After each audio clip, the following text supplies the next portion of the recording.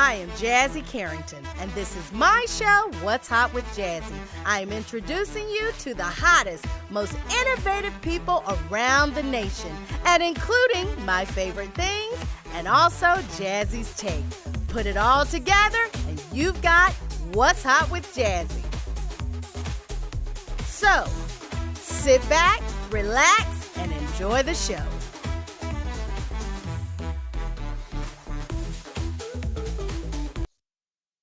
Hi, everyone. Thank you for tuning in to What's Hot with Jazzie. I'm your host, Jazzie Carrington, and I am back. And today, honey, I am so honored.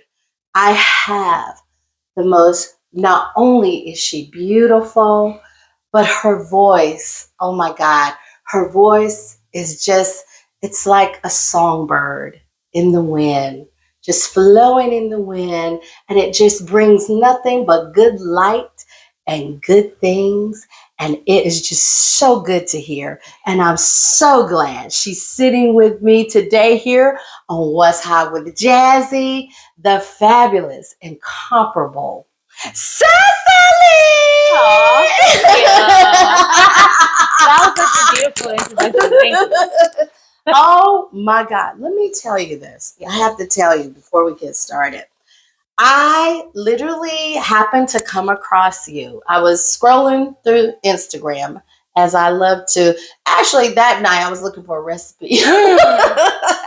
And all of a sudden I get to this and I said, I hear this voice and I see this beautiful lady and I say, what? I said, who is this? And oh my God. And I was just like, take it away. Aww. And I said, and then I contacted you. I said, I don't know. I said, but I've got to get in touch. She's got to come sit with me on the show. Cecily, thank you. Welcome. Thank you so much for having me come and sit down with you. Thank you. I am so happy you decided to sit with me on the show. And one of the things I wanted to ask, because your sound is just so, we've got company too, you guys. We got company. So it's all good though. So one of the things I wanted to ask you, because you have such a distinct sound. When did you know that you were like, this is what I'm destined to do? How did you get started, and how, because your sound is so lovely, is so different, and I'm going to get into why in just a little bit. But what made you realize, oh my God, and it's like, I want to do this. I need to do this. This is just, it's, I don't know. It's just, you got it, girl. Tell me, what made you do this? Well, I originally started singing just because I liked how singing felt, like physically. I just liked the way that the sound vibrations felt, when they moved through your body. And it just made me feel good to sing. And so that was when I was around like 10, 11, 12. I realized I really like this, but I was very shy. And I didn't like to sing in front of other people. And it took me a few years to kind of get out of that box. And one of the things that helped me was I started taking voice lessons. Wow. Yeah, I started taking voice lessons, and in voice lessons you have to do a recital. So it's funny, I just did a little gig earlier today and I sang That's All, which is like a jazz standard.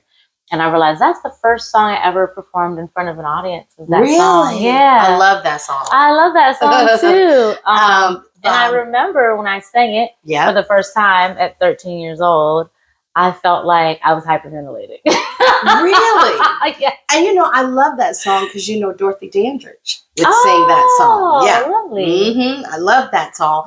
And one of the things when I say the distinction of your voice, what really blew me away is you sound so much like Minnie Riperton. And I'm sure you've heard that. I do hear that a lot. Yeah. Who is one of my favorite singers of all times. I have loved her since I was really, really young. I know that's telling my age, but it's all good. But Minnie Riperton, a little Denise Williams in there. But so I wanted to ask you, because you sound so much like her, if you knew that and if she inspired you in any way. You know what's interesting is I never really made that connection. Really? On my own. No, not really. No, it wasn't until I started performing out and people started telling me, you sound just like Minnie Riperton. I was like, okay, I guess, yeah, I can see that. I can hear that. No, you do. But it wasn't something I actually noticed on my own until people started telling me. And when they first started telling me that, it was very intimidating. Really? Why? Because I mean, it's Minnie Riperton. You know, it's like she's right. Minnie Riperton. Yeah. You can't live up to that. And so I first found it a little intimidating, and then the more the older I got, the more I kept going in my career, I just kind of embraced it. And I mean, I always took it as a compliment, but I also started to embrace it and do some of her songs in my show, and just because people hear that influence, and so I wanted to give them a little bit of her spirit. I think that's also the thing that I feel even more connected to with her as an artist, even more than her voice, is just her spirit. Like she had such a unique joyfulness and playfulness and sensuality. And the way that she presented herself and what she embodied as an artist is something I'm really drawn to. So yeah, I definitely see her as an inspiration for sure. Well, it's funny because when I was listening to your voice, even some of the tones of her voice, some of the things that she did in her music is literally spot on. And it blew me away.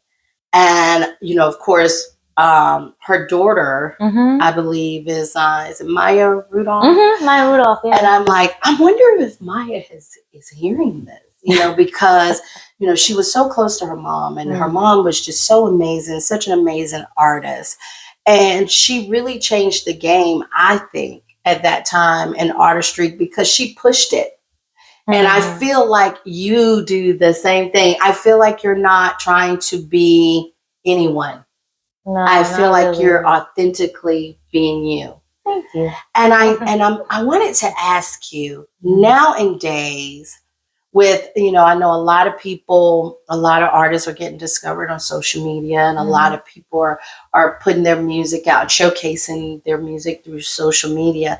But do you feel like now it's coming back around to where it's no longer we're into for a while, I felt like people were really getting into just what I call studio artists, instead of real, artists who really are performing with the live bands, who are doing do you think now that we're coming back around to a time where now it's like, it's getting about the artistry again, and that it's not just being a studio artist? Do you think that? I think that every era has different variations of that. I think that like the early 2000s were like peak commercialism, where there was a lot more of that, where you had artists who were kind of more manufactured, and there's still a lot of that. But I feel like nowadays that there's a lower barrier to entry into the music industry, just in terms of like, you don't actually need a label nowadays to put out your music. You can do it yourself independently. And so that kind of makes a space for people who want to have more of their own artistic voice, which I think is a good thing. But I think it also makes it maybe too easy sometimes, which isn't a bad thing. But I think there's a lot of artists who is like, I'm just going to do it. They may have never played a show before, but they know how to record in the studio, and that's what they want to do. And so I think that it's just about, for every artist, you have to know yourself and know the things that you need to improve upon, and not be afraid to kind of step out of your comfort zone and do the things that are going to force you to improve and to keep growing. And I think that I'm really lucky that I kind of started in more of like a live performance kind of way, and that's how I first started making fans and connecting with people, was performing in and around DC, my hometown. And so which we're here. Yes. Thank you for coming up here.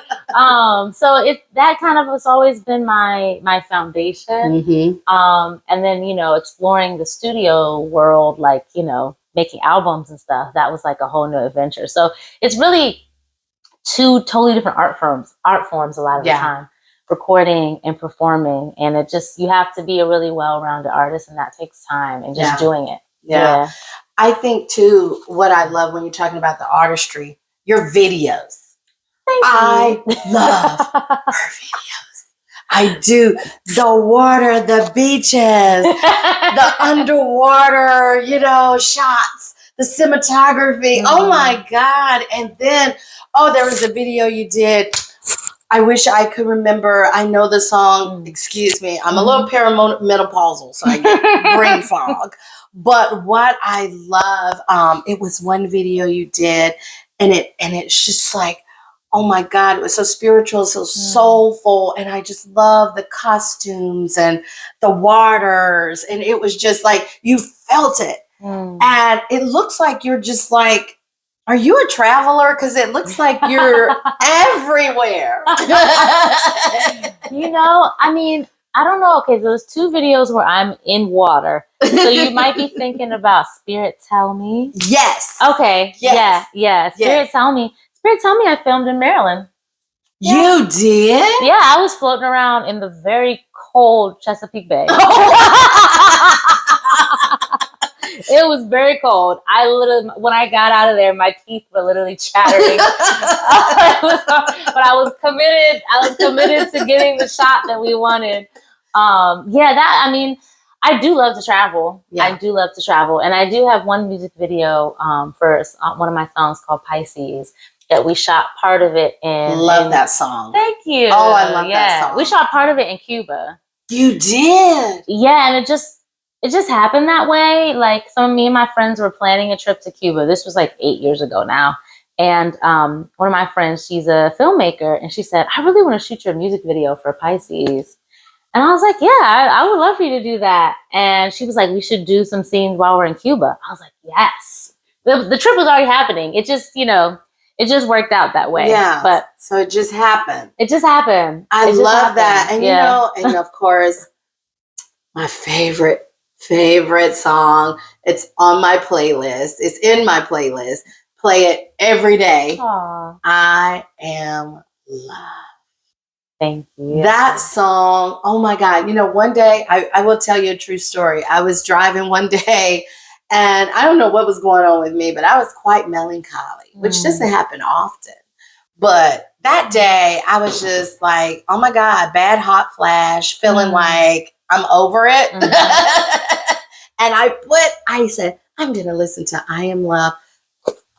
Girl, I was like, yes. I put the windows down. And what my favorite line is when you say, okay, let me see if I can remember here. I love the part when you say peace. Mm-hmm. Peace be a thing of the moon. The moon. Yeah. But I love when you go, rose be a thing of love. And I said, oh, I love that. I love that.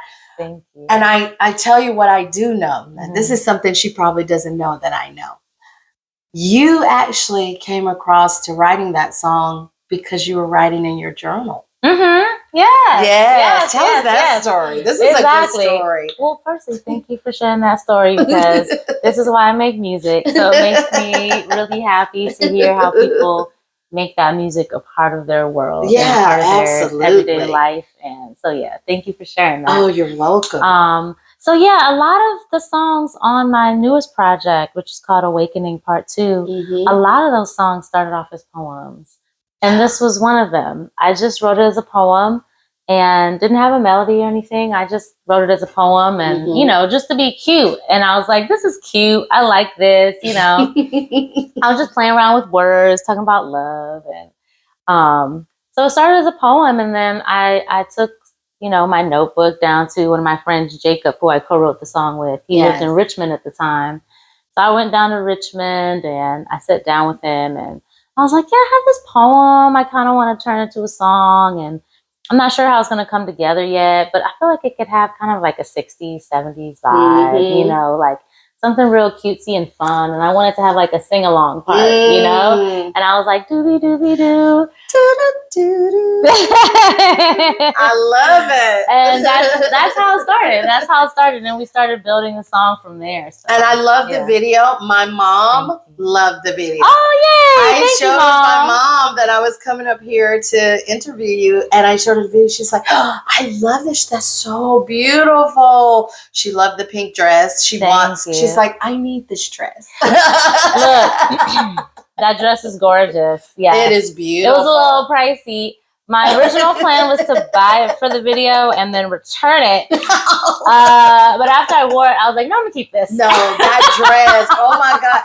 That dress is so amazing. And when I tell you that song really speaks to you because it to me, it's almost like encouraging. Mm-hmm, mm-hmm.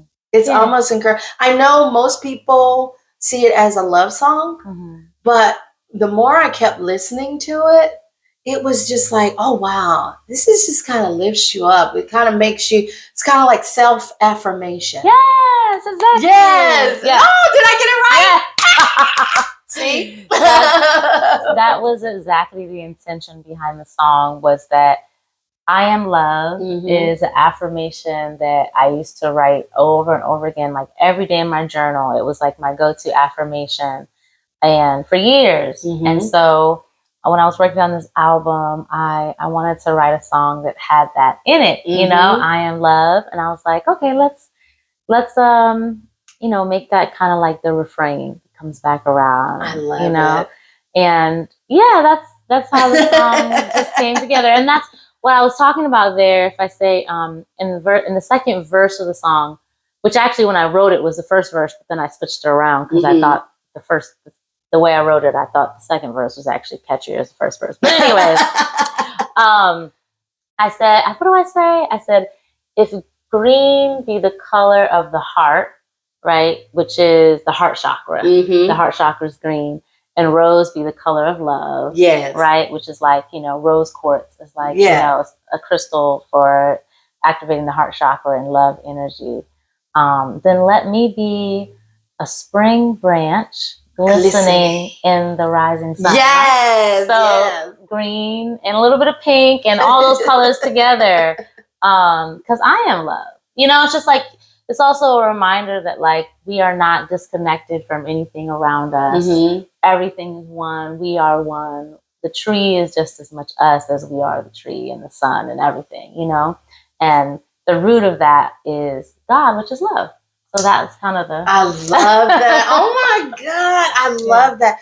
And so that's what I'm saying. Your music, it just really speaks volume. There's another song that you have that I absolutely love. And okay, you're going to have to remind me. It's, gosh. Does it say I know in the title? I'm trying to remember. I'm so sorry. I literally just listened to this song.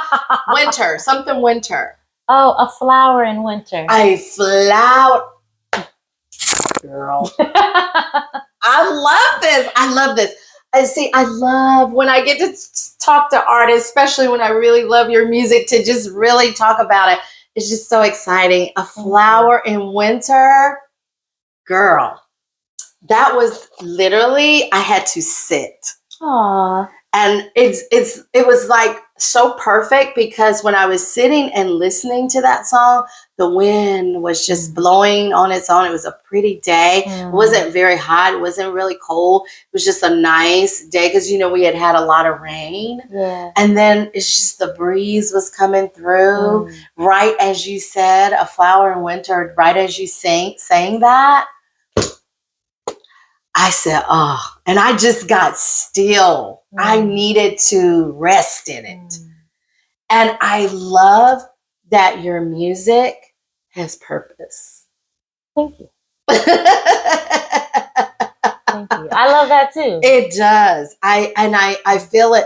And I feel like when you sing, which I don't see a lot of artists today, and I'm not knocking a lot of artists today because there are some good artists, but I feel like in some of the artistry now, it's more about sometimes they have a great sound, but I don't know if I feel the theatrics. I don't know if they're really, if it's about, I'm just really trying to sound good, then really digging deep and saying, doesn't really matter.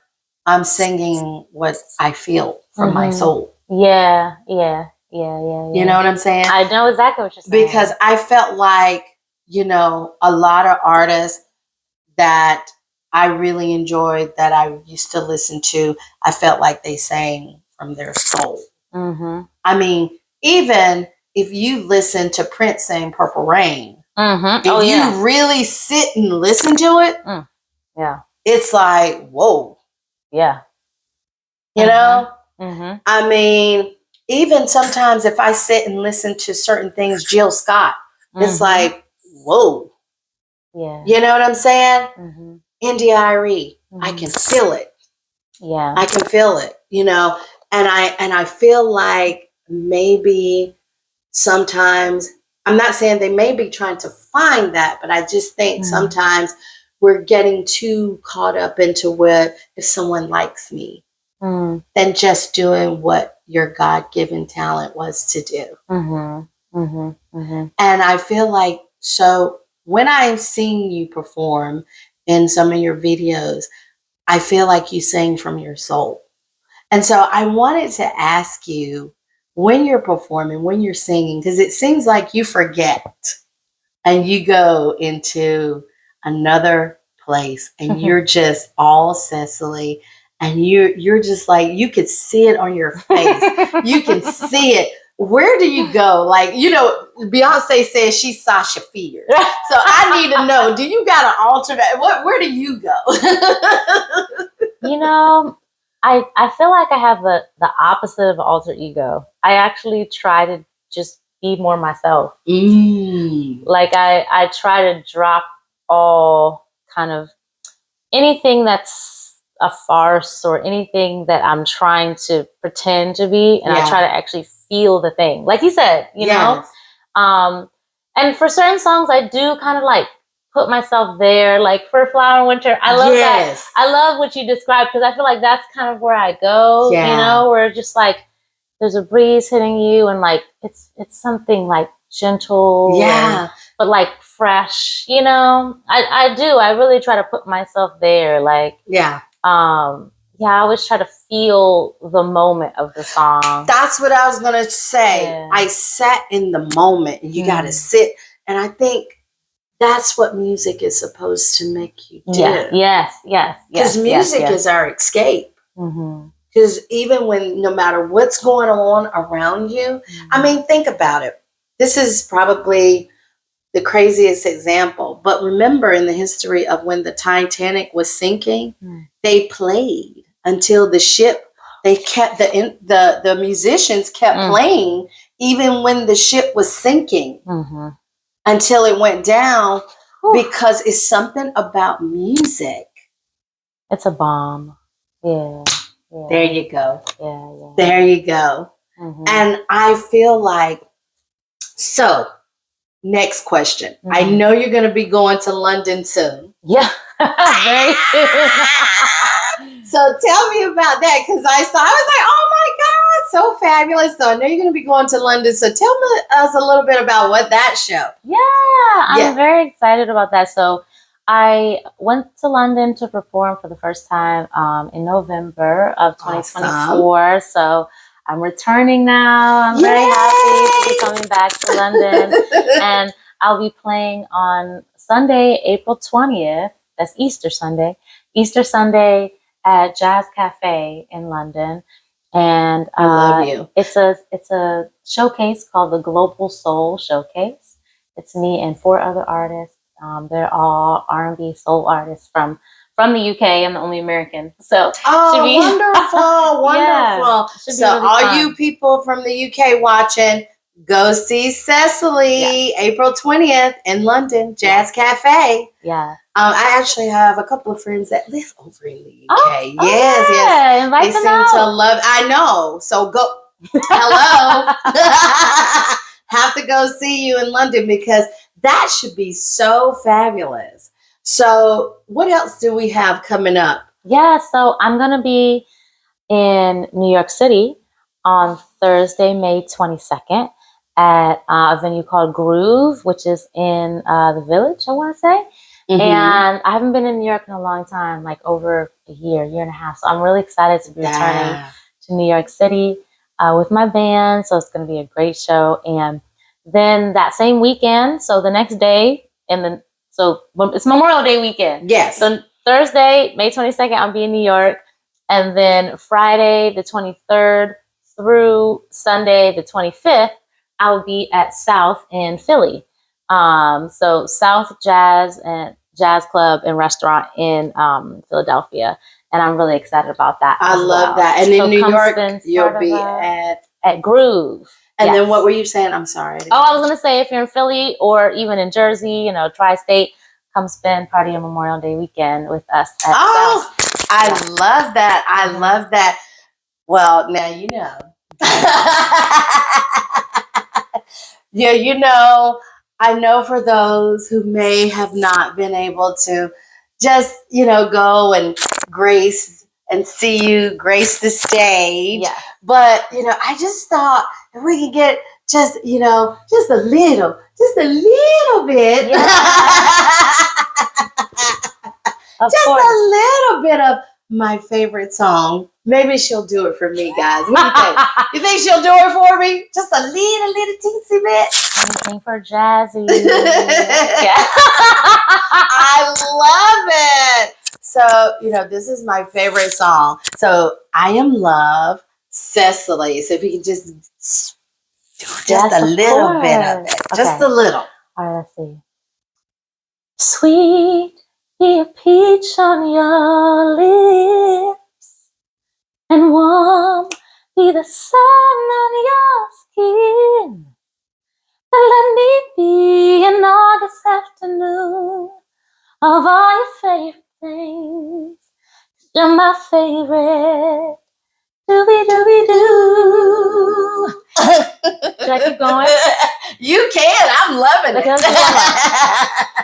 Green be the color of the heart, and rose be the color of love. Then let me be a spring branch glistening in the rising sun. Yeah. 'Cause I am love, dooby-dooby-doo.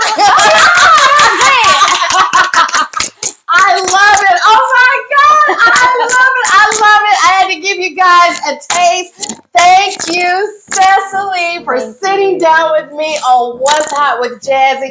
This was amazing. You are the best, the best, the best. Thank you. And thank you guys for watching another fantastic episode of What's Hot with Jazzie.